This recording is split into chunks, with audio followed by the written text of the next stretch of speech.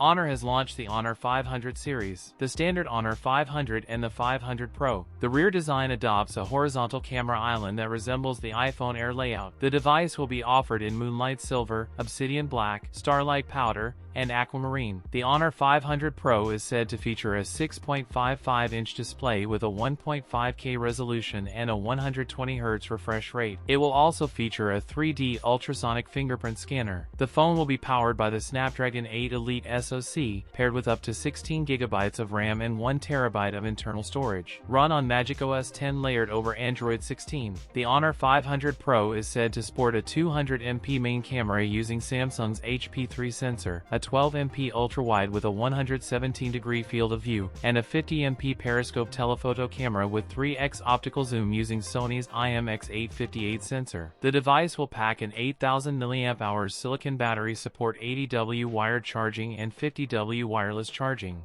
The price of Honor 500 Pro is set at 3,599 Chinese yuan. That's it for today's video. If you enjoyed it, don't forget to like, comment, and subscribe for more content. Thanks for watching, and I'll see you in the next one.